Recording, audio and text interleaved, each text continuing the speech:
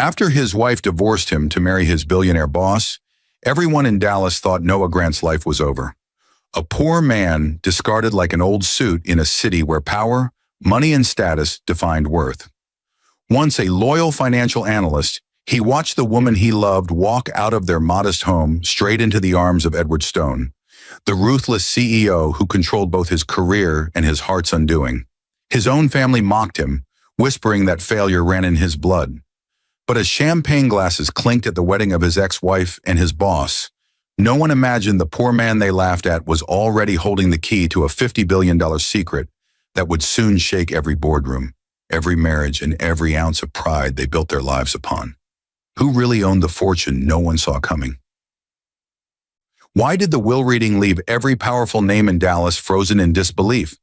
And how did the man they mocked for losing everything become the one whose revenge crushed them all? Under the fading gold of a Dallas evening, Noah Grant sat still at the dining table of the small home he and Lydia once dreamed would be their beginning. The table was half empty now. Her perfume lingered faintly in the air, but her laughter was gone. Across from him, Lydia stood with a suitcase, every item she packed symbolizing a piece of their crumbling marriage. The silence between them carried years of unspoken tension, and though Noah wanted to reach for her hand, the diamond bracelet on her wrist, Edward Stone's gift, stopped him. "I can't live like this anymore, Noah," she said, her voice trembling with both anger and finality. "You talk about dreams, but I can't keep waiting for someday. Edward understands what success means. He gives me what you can't: stability." Noah's throat tightened. He wanted to tell her that Titan Holdings' new algorithm, the very one he designed, was weeks away from pitching to investors. But Lydia's mind was made up. He had seen the change long before tonight, her phone calls growing longer, her affection shorter. He'd seen her reflection in Edward's office glass, leaning close, laughing too easily. When she removed her wedding ring, she didn't even hesitate. "You'll thank me one day," she said softly, not out of cruelty but certainty. "You're not built for this world, Noah. You're too honest." Honest. The word cut deeper than she knew. At the courthouse a week later, she arrived in a sleek black Mercedes driven by Edward's chauffeur. Cameras caught the glint of her new diamond earrings, rumored to cost more than Noah's annual salary. She didn't look back once as the judge read the decree. Noah's lawyer whispered something about alimony, but he barely heard. His parents sat behind him, their faces tight with shame. His mother, Irene, leaned toward his father, whispering, "We told him she'd leave him. Who marries without a plan?" And just when Noah thought he could quietly disappear, Edward's attorney approached him outside the courtroom with a sealed envelope. Inside, his termination letter from Titan Holdings, effective immediately. For the first time, the weight of everything crashed down. He had lost his wife, his job, and the last shred of his dignity, all within an hour. He walked home in silence that night, through the same street where he used to walk Lydia home from work. His mind replayed every argument, every promise. There was a time when she believed in him, back when he worked on Project Helix, the cybersecurity algorithm that had consumed his nights. She'd sit beside him with tea, teasing him for being obsessed with numbers and codes. He'd laugh, saying, "Someday, this will change everything." Now that dream sat locked away in an old hard drive, half finished, forgotten. In the dim glow of his apartment, he stared at his reflection in the window. Behind that reflection, the city pulsed with life, cars, towers, success stories that weren't his. He didn't drink, he didn't break, he just sat there breathing as if every exhale was a surrender. And then, out of nowhere, his computer chimed. A scheduled reminder blinked across the screen. Project Helix, patent renewal due. He stared at it for a long time, the cursor blinking like a heartbeat. Lydia's words echoed. "You're not built for this world." He clicked open the folder. Line after line of code lit the screen. The algorithm he once abandoned, now staring back at him. He began to type, not for her, not for revenge, but because something inside him refused to die. Hours turned into dawn. His fingers moved with precision, every command rewriting not just data, but destiny. He knew Edward had access to the earlier prototype. He also knew that meant Edward had unknowingly built his empire on stolen ground. Noah saved the final version with a new name, Helix Core Technologies. Before shutting down his laptop, he made one call to a number on a crumpled business card he'd once received at a tech symposium. A woman's calm voice answered. "This is Aurora Capital," she said. Noah hesitated, then replied quietly, "This is Grant. I'm ready to sell the beta." For the first time in months, he smiled, not out of joy, but certainty. He didn't know that the woman on the other end, Evelyn Monroe, would one day become his silent ally, nor that tonight's call would set in motion a chain of events that would shake the same people who had mocked him. As the sun rose over Dallas, Lydia Stone, formerly Grant, woke in Edward's penthouse, sipping champagne as news headlines declared Titan Holdings' growing dominance in cybersecurity. She smiled, believing her choices had secured her future. Miles away, in a dim apartment filled with glowing code and determination, Noah whispered to himself, "You took my peace. Now I'll build something you can't touch." And as the morning light caught his reflection in the window, it no longer showed the man she left behind, but the man the world was about to meet. Night after night, the lights in Noah's apartment flickered against the same peeling walls. His neighbors heard only the low hum of his computer, unaware that inside that dim space something monumental was being reborn. The city outside pulsed with noise, cars honking, laughter from rooftop bars, the rhythm of lives moving forward. Yet Noah lived suspended in silence, between the man he used to be and the one he was slowly becoming. Every job application he sent was either ignored or politely declined. Word had spread quietly across the finance district. Edward Stone had blacklisted him. Some claimed he'd leaked Titan's data. Others said he'd suffered a breakdown after his wife left. Either way, the world had chosen its side. His own family didn't bother hiding their disappointment. At Sunday dinner, his father's voice carried over the sound of cutlery scraping porcelain. "You're 35, Noah. No savings, no job, no wife. What are you even doing with your life?" Noah said nothing. He glanced at the framed family photo by the window. Lydia smiling at a Christmas party years ago, her hand resting lightly on his chest.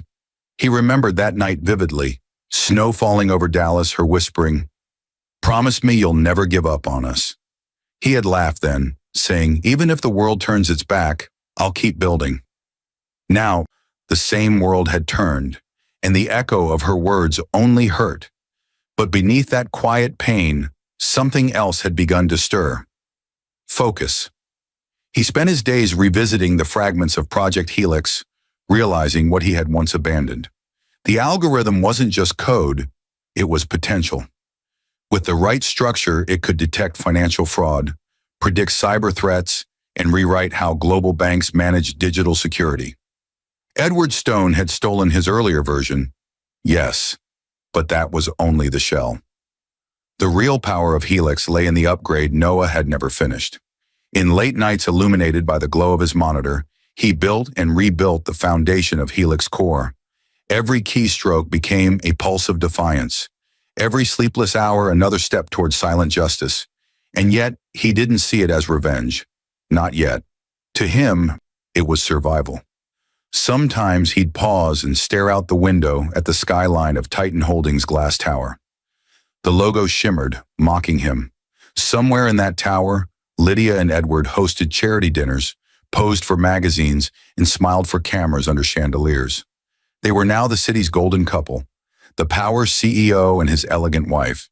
But what no one knew was that Titan Holdings' security framework was crumbling, because the very foundation it was built on, the code running deep in its system, had a ghost.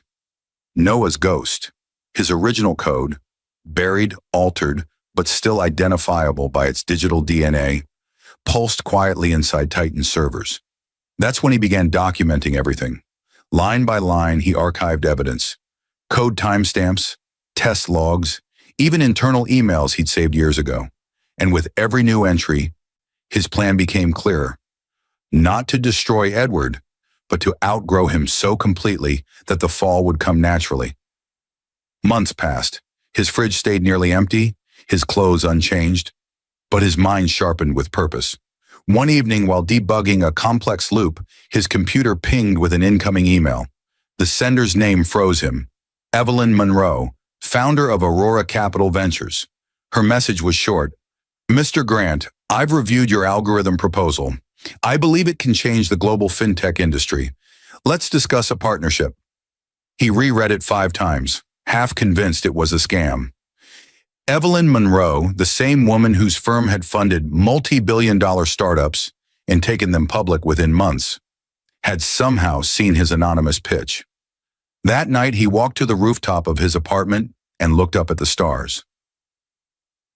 The same stars he and Lydia once watched on their honeymoon in Miami, when she'd told him he was too small for a big world. He smiled faintly. Let's see how small I am now.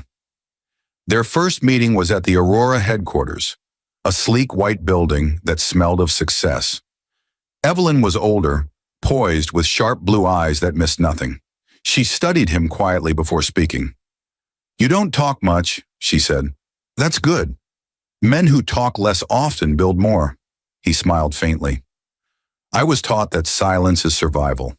She nodded, understanding more than he'd said. I'll fund you, but I want you to remain invisible. No interviews, no photos.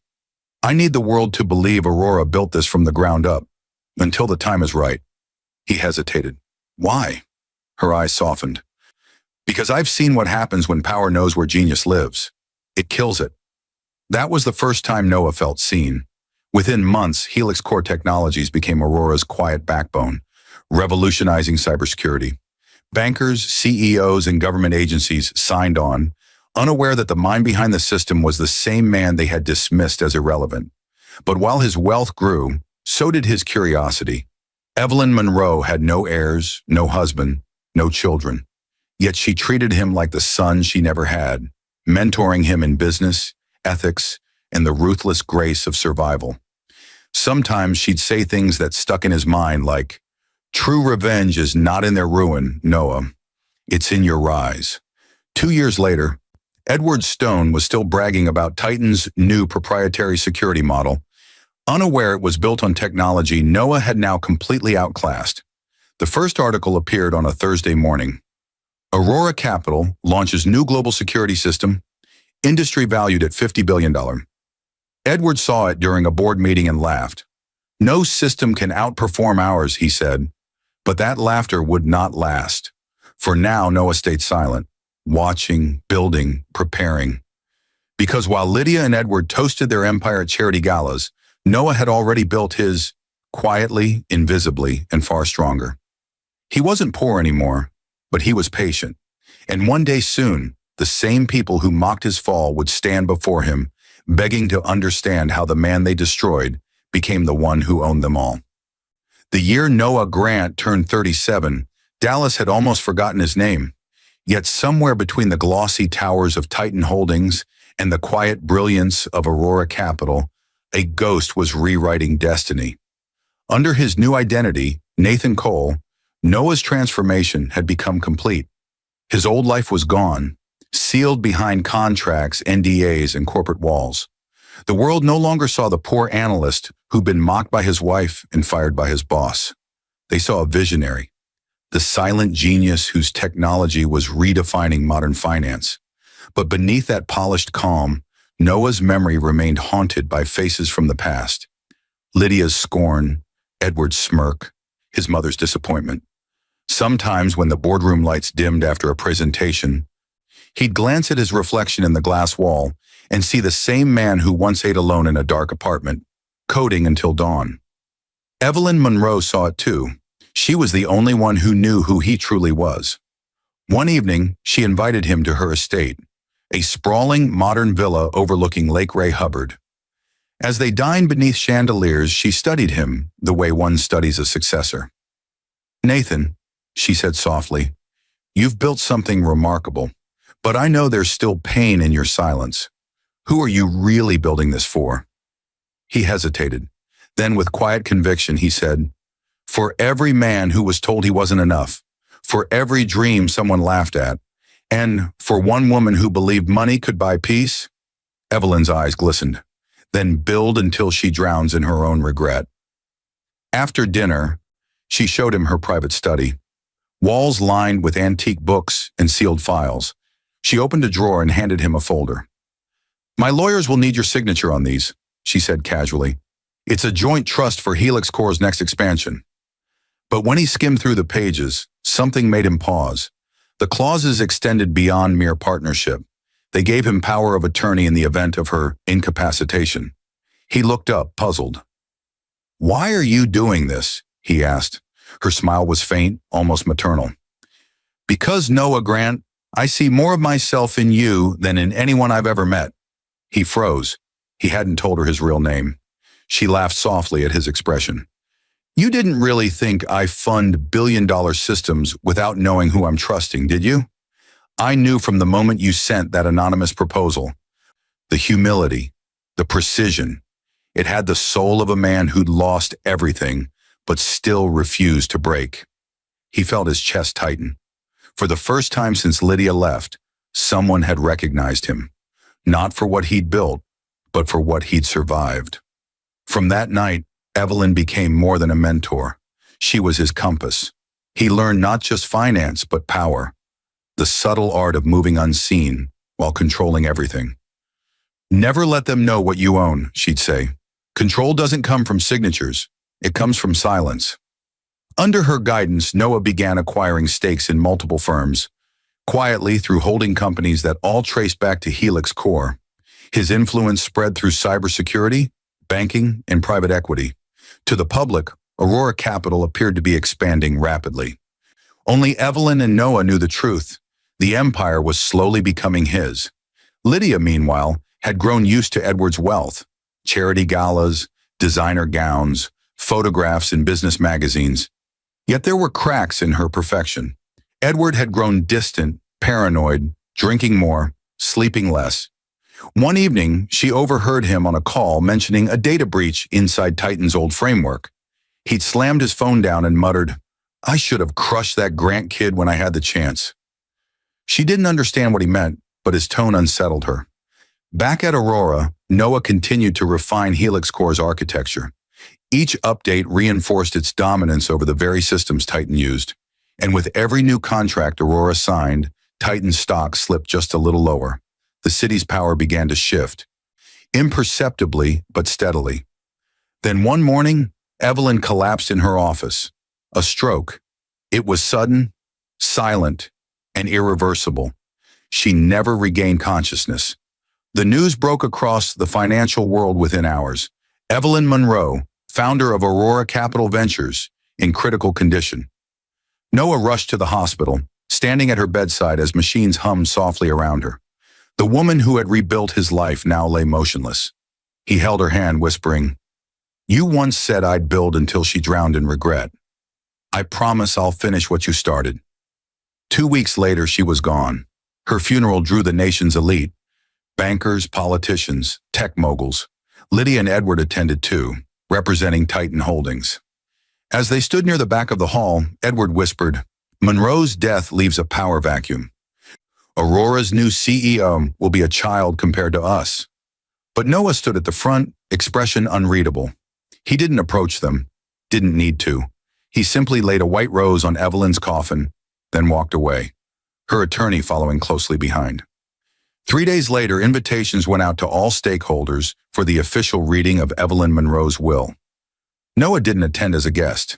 He attended as the name at the top of the document. When the attorney opened the will, silence swept across the room. Edward adjusted his tie. Lydia leaned forward, both expecting to hear a board member's name.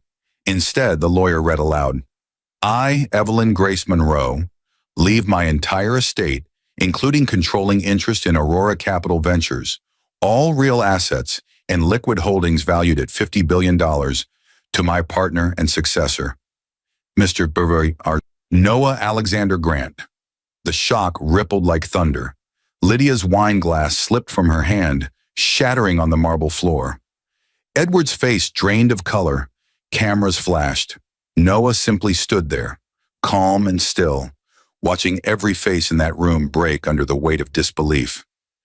The poor man they mocked, fired, and replaced now stood as the inheritor of the empire that would soon decide their fate.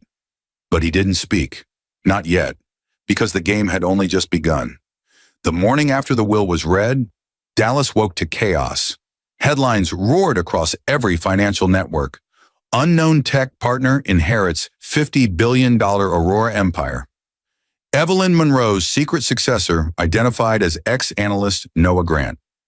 By noon, social media was ablaze with speculation. Who was Noah Grant? How did a man with no public record of wealth suddenly become the sole heir to one of America's most powerful financial dynasties? Cameras camped outside Aurora Capital's glass headquarters, reporters clawing for any trace of his past. Inside that tower, Noah stood alone before the panoramic skyline. He wore a black tailored suit, the same calm expression he'd had during the will reading. Beneath that composure, however, his mind replayed every detail. Lydia's stunned silence, Edward's trembling jaw, his parents' disbelief. The image of his mother clutching her pearls when she saw his name on television still burned in his thoughts. For years, she had introduced him as our struggling one. Now she couldn't even reach him by phone. As he looked out over the city, Evelyn's words echoed, "Never let them know what you own." That advice had never felt more relevant, because even though the public believed he was now one of the richest men in the world, they had no idea how much power he truly held, or how much more was coming. Across town, Edward Stone sat in his office, jaw tight, eyes glued to the TV. The news anchor was saying something he could barely process. Evelyn Monroe's successor, Mr. Noah Grant, now holds controlling interest in Aurora Capital, the firm responsible for Titan Holdings' current cybersecurity infrastructure. Edward slammed his fist on the desk. "Grant? It can't be. That man's finished. He was nothing." Lydia, sitting nearby in a pristine white dress, tried to hide her unease. "Edward, what if he's really the one behind Aurora's systems?" "Impossible," Edward muttered. "He's a fraud. I built this industry." But deep down, a flicker of panic crawled through him. There had been signs he ignored. The strange lag in Titan servers, the occasional glitch in their encrypted systems, the reports of silent breaches no one could trace. And now the realization began to form. Those weren't coincidences. They were signatures, Noah's signatures. By afternoon, invitations were delivered to Titan Holdings board members. An urgent shareholders meeting called by Aurora Capital's new chairman. The envelope bore Noah's seal. That evening, the boardroom buzzed with tension. Edward entered, flanked by attorneys, his confidence thinly veiled. When the double doors opened again, Noah walked in quietly, flanked by two Aurora executives. The air shifted. Even those who had once dismissed him now straightened their ties. Edward forced a smile. Well, the phoenix rises. Congratulations on your inheritance, Noah. Or should I say, Nathan Cole." Noah met his gaze without flinching. "You always were good with words, Edward, just not with honesty." A few executives exchanged wary glances. "I don't understand," Edward said, feigning amusement. "You think inheriting Aurora makes you my equal?" Noah placed a sleek black folder on the table. "No, Edward, it makes me your employer." He opened the folder and slid documents across the table. Legal evidence of Aurora's acquisition of Titan Holdings' majority shares. Quietly, strategically, Evelyn had bought Titan's undervalued stock through shell companies months before her death. And now, by extension, Noah owned it all. The room fell into stunned silence. Edward's voice cracked. This is manipulation." "No," Noah said calmly. "It's mathematics. Something you never understood." He leaned forward slightly, his tone precise. "Titan's cybersecurity system, the one you claimed as proprietary, was built on stolen code. Mine. I have timestamps, patent records, and even your internal emails to prove it. You built your empire on a lie. Now it belongs to the man you tried to destroy." Lydia's face drained of color. The pen in her hand fell, clattering softly against the glass table. "Why are you doing this?" she whispered. "You've already won." Noah looked at her for a long moment, not with hatred, but with the heavy stillness of someone who had seen too much. "I'm not doing this for revenge," he said. "I'm doing this for balance. You took my peace. Edward took my purpose. Evelyn gave me back both, and now I'm restoring what's mine. Edward lunged for the documents, but one of Noah's team intercepted him. Lawyers rushed to confiscate the files. The board murmured as Edward shouted threats, but no one intervened. Power had shifted. When Noah walked out of the building that night, reporters swarmed him under the bright lights of the parking lot. Microphones thrust forward, questions overlapping. Mr. Grant, how does it feel to own your former employer's company? Will you fire Edward Stone? What about your ex-wife? He didn't answer. He simply adjusted his cufflinks and got into the waiting black car. As the door shut, the noise faded into silence. Inside, his assistant handed him a phone, a message from an unknown number. It was from his mother. We saw the news. Your father wants to apologize. Come home. Noah stared at the screen for a long moment. Then he powered off the phone and looked out the window as the city lights blurred past. He remembered Evelyn's voice again, softer this time. True revenge isn't loud. It's inevitable. And though the city outside celebrated his name, Noah felt only a strange calm. The storm had only begun to settle, and beneath it lay something deeper. The ache of unfinished justice. Because what none of them knew yet, not Lydia, not Edward, not even the world, was that Evelyn's will had one final clause, still sealed until a specific date. And when that clause was revealed, it wouldn't just change their lives, it would destroy them. Rain clouds gathered over Dallas that afternoon, casting long gray shadows across Titan Holdings headquarters. Inside, chaos had replaced luxury. Board members whispered in corners, reporters camped outside the lobby, and Edward Stone's office, once the symbol of corporate dominance, now felt like a cage closing in on him. The SEC had opened an investigation within 24 hours of Noah's takeover. Anonymous whistleblower documents had been submitted.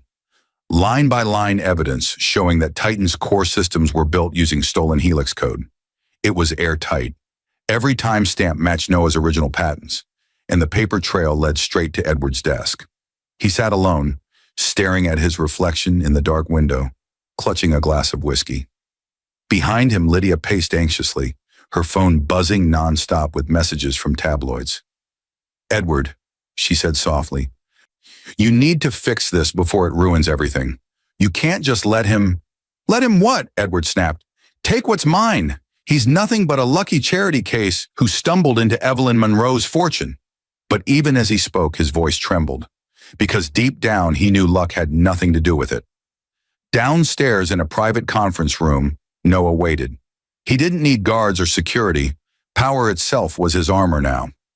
As Edward entered, Noah didn't rise. He simply gestured toward the chair opposite him. Sit, he said. Edward hesitated but obeyed. Lydia lingered by the door, uncertain. You wanted this meeting, Edward began, forcing confidence into his tone. Say what you came to say. Noah leaned back, his voice calm, steady, surgical. You once told me I wasn't built for this world, that I was too honest. So tell me, Edward, how does it feel to be audited by it? Edward's jaw tightened. You think this is justice? You think you can just humiliate me and walk away clean? Noah slid a document across the table. That's your exit package. Sign it, and Titan Holdings becomes a full subsidiary of Aurora Capital. You'll retain 5% equity under my oversight. Edward laughed bitterly. You expect me to sign away my company? No, Noah said quietly. I expect you to remember what happens to men who steal from ghosts. The silence that followed was suffocating. Lydia stepped closer, her voice trembling. Noah, please. Edward made mistakes, but you've already won. Don't destroy him. Noah turned his gaze toward her, and for a moment his expression softened. You think this is destruction? This is mercy. I could have let the investigation run its course, watched the headlines bury him, watched your house auctioned, your name's erased. But I'm giving you a chance to bow out quietly. She swallowed hard, her eyes glistening. Why are you doing this? Because you taught me what power feels like when it's taken, he said. Now I'm teaching you what it feels like when it's returned. Edward lunged forward suddenly, slamming his hands on the table. You think you're untouchable because that old woman left you her empire? You're still that same broke analyst I fired. You're nothing without her. Noah's voice remained level. You're right. I was nothing until you made me lose everything. That's what forged me. You built me, Edward. So I'll let you live with that. He rose slowly, straightened his jacket, and nodded toward the contract. You have until tomorrow. After that, the world learns exactly how Titan Holdings stole its fortune. As Noah walked out, Lydia's voice broke behind him. Noah, please. What do you want from us? He paused at the door, not turning back. Nothing. You already gave me everything I needed. Outside, the air was heavy with rain. His driver opened the car door, but Noah didn't get in immediately. He looked up at the Titan Tower one last time, the glass panels reflecting the storm clouds gathering overhead. He remembered when he used to climb those same steps with hope in his chest, believing loyalty meant something. Now he understood that loyalty was only real when it was to yourself. As thunder rolled across the skyline, he murmured to himself, she always said revenge wasn't loud. She was right. By nightfall, the story broke. Titan Holdings CEO Edward Stone under federal investigation. Aurora Capital confirms hostile takeover. New CEO to restructure company. The next morning, Noah arrived at the same office where he'd once been humiliated. The receptionist froze, recognizing him. Mr. Grant, Mr. Cole, sir, good morning. He gave a faint smile.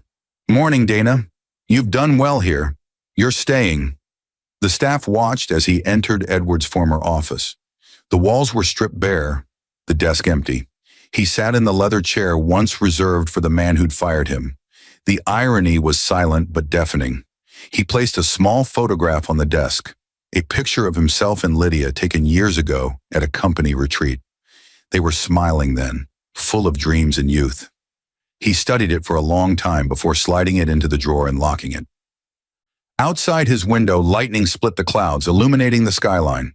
Titan Tower had always stood as a monument to greed and arrogance. Now it was a symbol of rebirth. At that moment, his assistant entered. Sir, there's a letter from Miss Monroe's estate. It's marked private, only to be opened by you. Noah took it, recognizing Evelyn's elegant handwriting. His pulse quickened. He opened it slowly, the sound of paper tearing echoing in the quiet office. Inside, a single line in her handwriting. When they kneel, forgive none, but remember who you were before they broke you.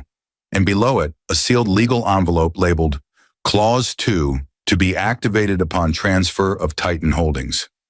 He exhaled deeply, a small knowing smile forming. Whatever Evelyn had set in motion wasn't finished. Her will had one more chapter left to write. For now he leaned back in Edward's chair, the storm reflecting in his eyes.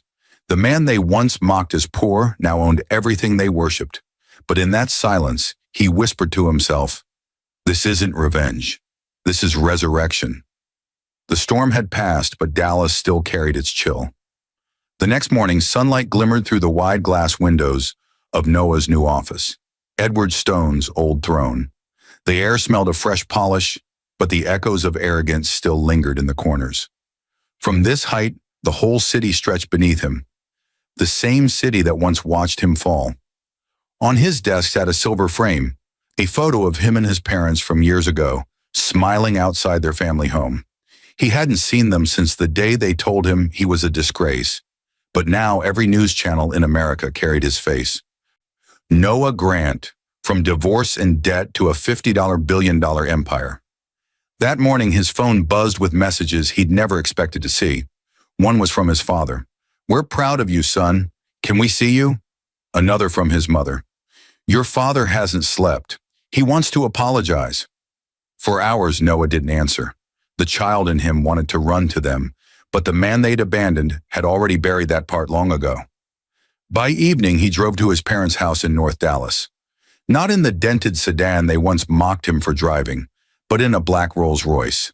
When he stepped out, neighbors peeked through windows, whispering. His mother, Irene, opened the door, her hands trembling. Noah, she whispered. He stood there for a moment, studying her. She looked smaller than he remembered, more fragile. Behind her, his father sat in the living room, his cane resting against the armchair. The same man who once said, "You'll never make it without her." Noah entered silently. The air smelled of old memories, warm soup, wood polish, regret. His father rose slowly, guilt heavy in his eyes.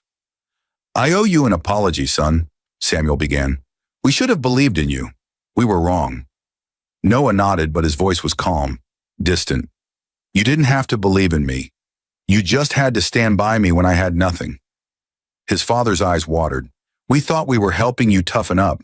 We didn't realize we were breaking you." Noah exhaled softly, emotion flickering for the first time.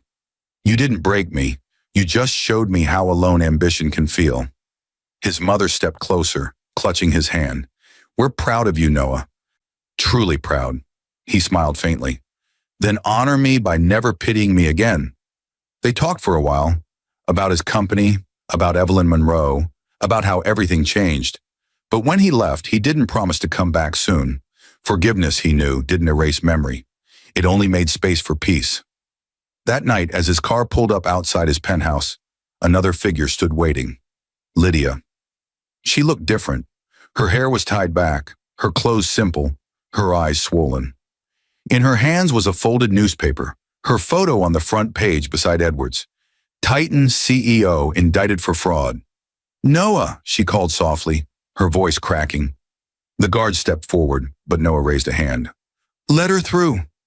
She walked slowly, the sound of her heels hollow against the marble floor. When she finally stood before him, her eyes brimmed with tears. "I didn't come here to beg," she said. "I came to tell you, Edward's been arrested. They froze our accounts. I have nothing left." Noah said nothing. She took a deep breath. "When I left you, I thought I was choosing stability. I thought Edward was security, and you were a dreamer. But you were the only one who ever saw me for who I was. You believed in me before anyone else did." He studied her quietly. "Belief doesn't survive betrayal, Lydia." She stepped closer. "I know I hurt you, and I know I can't fix it. But I had to tell you, I'm sorry. For everything." For a moment, Noah saw the woman she used to be. The one who brought him tea during late nights of coding, who laughed at his terrible jokes, who once believed in someday. But that woman was gone. He reached into his pocket, pulled out a check, and handed it to her. "This is $1 million. Use it to start over. Don't waste it chasing someone else's reflection again." Her lips trembled. "You think money can fix what we broke?" "No," he said softly. "But it can remind you what loyalty could have earned you if you'd waited." Tears streamed down her face. "Do you still hate me?" He looked at her, eyes steady. "I don't hate you, Lydia. I just stopped needing you." She sobbed quietly, folding the check and clutching it like a confession. "I wish I'd never left." He nodded once. "I wish you'd stayed long enough to see who I could become." As she turned to leave, her reflection caught in the glass walls of his building. One woman walking away from everything she thought she wanted, and one man standing in the empire she helped create by abandoning him. When she disappeared into the night, Noah returned to his office. On his desk lay Evelyn's sealed envelope, still unopened. He ran his fingers over it, remembering her last words. "When they kneel, forgive none, but remember who you were before they broke you." He opened the envelope carefully. Inside, another letter. Handwritten, deliberate. "Noah, by the time you read this, you'll have reclaimed your destiny. But the true test of a man isn't how he rises. It's how he rebuilds others when he has power. I've left a second fund, under your name, for the people whose lives your enemies destroyed. Use it well, and your empire will never fall. Evelyn." He smiled faintly, folding the letter. Outside, the lights of the city pulsed like a heartbeat. He whispered, "You never stopped teaching me, Evelyn." And for the first time in years, Noah felt peace, not triumph, not vengeance, but the quiet calm of a man who had conquered the world and still remembered his soul. But somewhere deep inside, that peace was an unfinished whisper. The final phase of his rise was yet to come, because Evelyn's fund wasn't just money, it was a mirror, and soon it would reflect who Noah Grant truly was, the savior or the shadow of everything he had fought to overcome. Weeks passed. The storm of media frenzy had quieted, but whispers of Evelyn Monroe's second fund began to stir within Dallas's financial circles. Everyone speculated what it was: a secret charity, a hidden project, or another empire in disguise. Noah alone knew the truth, though even he hadn't yet uncovered its full weight. The letter had mentioned rebuilding others, but something in Evelyn's tone, something buried in that final line, lingered in his mind like an echo. Your empire will never fall if you remember who you were before they broke you. Late one night, Noah sat alone in the top-floor study of his penthouse, the city glowing beneath him. A storm was brewing outside. Soft thunder, the kind that hums rather than roars. He opened Evelyn's sealed archives, the ones her attorney had delivered weeks earlier. Inside were a few ledgers, property deeds, and a USB drive labeled simply Helix Legacy. When he inserted it, the screen filled with encrypted files. As he decrypted them, his heartbeat slowed. It wasn't just a fund, it was a network. Evelyn had used part of her wealth to build secret startup incubators across the country, each led by someone society had written off. Widows, single fathers, discharged veterans, people who'd been fired unfairly or cheated out of their work. Dozens of names, dozens of stories like his. Every file carried a short note in Evelyn's handwriting. They broke him. They mocked her. They underestimated them. And at the bottom of the index, one final entry appeared: Project Redemption, Dallas Division. When Noah opened it, his breath caught. There were familiar names on the file: Titan Holdings, Lydia Stone, Edward Stone, Grant Family Estate. Evelyn had been tracking his life, every detail, long before he ever knew her. She hadn't just chosen him as a successor. She had been building a test, a crucible for what kind of man he would become after winning everything. As he scrolled further, a single video file blinked to life. Evelyn appeared on screen, her face calm but grave. If you're watching this, Noah, it means you've done what I knew you would: turned loss into legacy. But understand this: I didn't give you power to destroy. I gave it to you so you decide who deserves to rise beside you. You can use this fund to rebuild what your enemies ruined, or you can weaponize it. That choice will define the man history remembers. The video ended, leaving the room in silence. Outside, lightning flashed across the skyline, reflecting off the glass walls like fractured light on water. He leaned back, running a hand across his face. For the first time, the question Evelyn had planted years ago began to weigh on him. Had his revenge gone too far? That same week, the fallout from Edward's arrest deepened. Titan Holdings was on the brink of collapse. Thousands of employees faced layoffs. Factories shut down.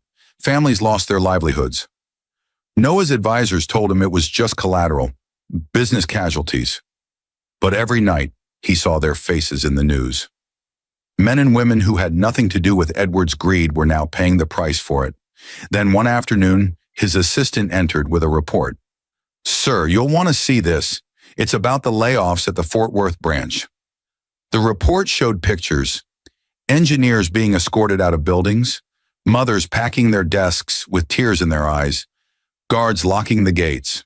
In one photo, a man in a cheap suit clutched a box of personal items, a framed picture of his wife and 2 kids. Noah stared at it for a long time. Something inside him twisted. He remembered the night he'd been fired, walking down those same steps, holding his termination letter, believing his life was over. He whispered to himself, "This isn't who I'm supposed to be." That night, he went back to Evelyn's archives. He found the coordinates of the first redemption center, an unmarked warehouse in downtown Dallas. When he arrived, it wasn't what he expected.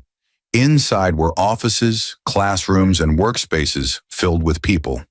Programmers, accountants, ex-Titan employees, all rebuilding under Aurora's banner. A young man approached him nervously, unaware who he was. "You here to apply too?" Noah hesitated. "Maybe," he said. "What do you do here?" The man smiled.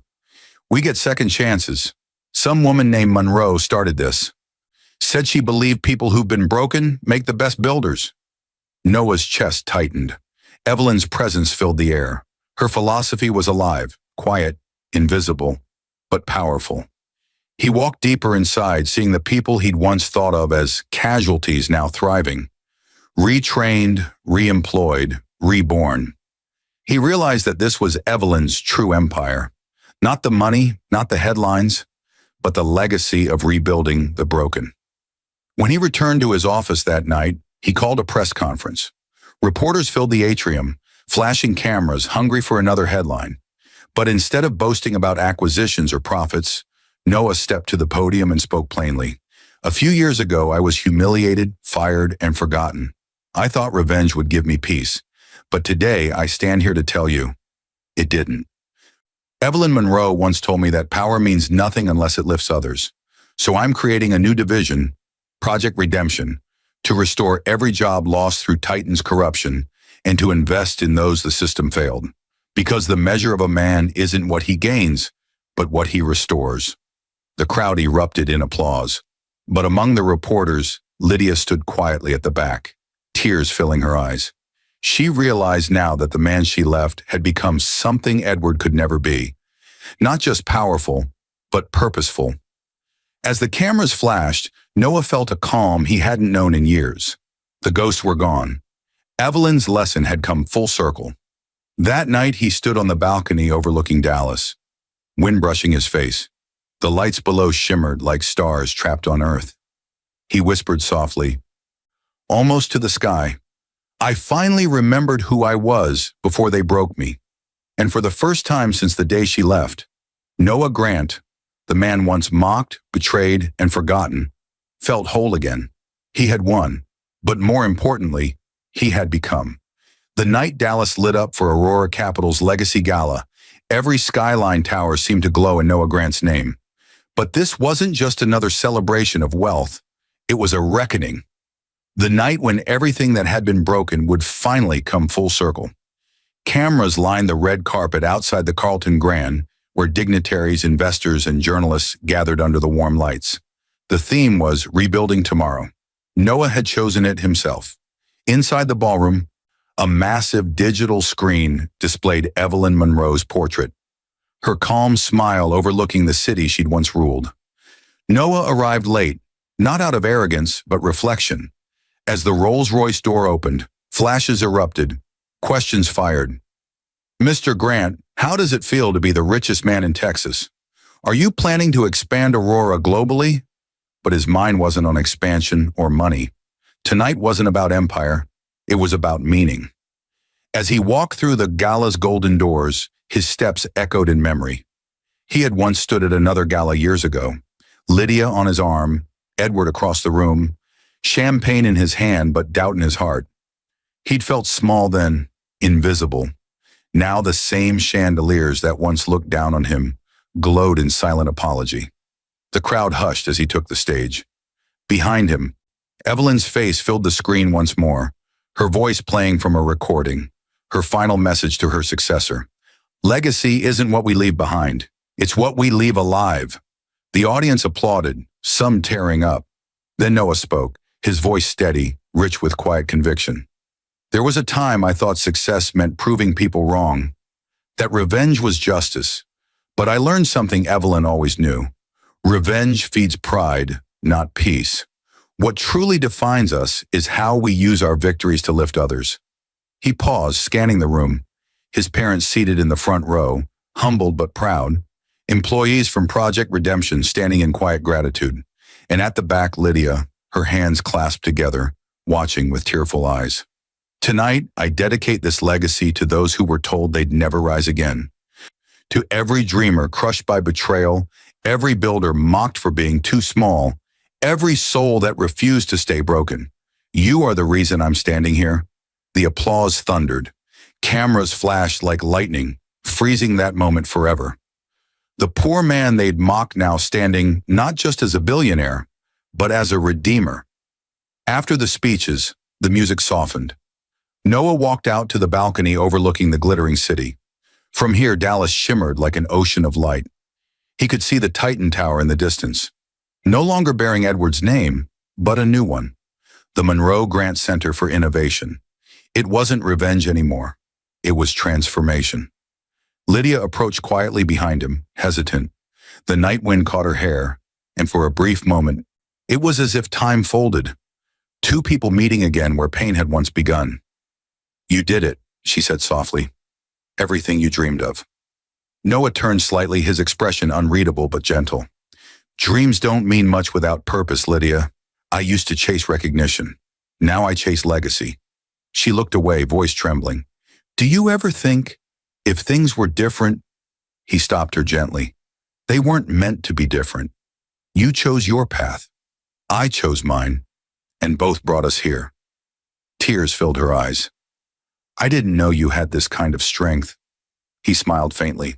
"Neither did I, until you left." They stood in silence, the city breathing beneath them. Finally, she whispered, "You've become everything I wanted Edward to be." Noah's gaze drifted upward to the stars. "No, Lydia. I became everything I was meant to be when I stopped trying to prove anything to anyone." She nodded, stepping back, her voice barely a whisper. "Goodbye, Noah." He didn't stop her. Some goodbyes, he'd learned, were the truest form of closure. As she disappeared into the ballroom crowd, Noah's assistant approached quietly. "Sir, it's time.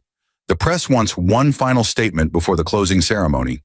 He looked at the skyline one last time and said, "Tell them this isn't my ending. It's Evelyn's beginning, through every person we help rise." Minutes later, the lights dimmed. The giant screen illuminated one final message, written in white letters over Evelyn's image. "Revenge ends when redemption begins." The audience rose in a standing ovation. In that moment, Noah felt something deeper than triumph. The peace of a man who had finally rebuilt not just his fortune, but his faith in himself. Outside, as fireworks blossomed above the city, the camera panned up over the glittering towers, catching the reflection of Noah Grant standing alone on the balcony. The man who had been broken, betrayed, rebuilt, and reborn. The voiceover of Evelyn Monroe's final words closed the night like a whisper from the stars. "Some inherit money, some inherit pain, but the greatest inherit purpose and turn it into legacy." And as the fireworks faded into the Texas night, the story of Noah Grant, the poor husband divorced for his boss, mocked by family, but destined to inherit $50 billion, became more than revenge. It became legend.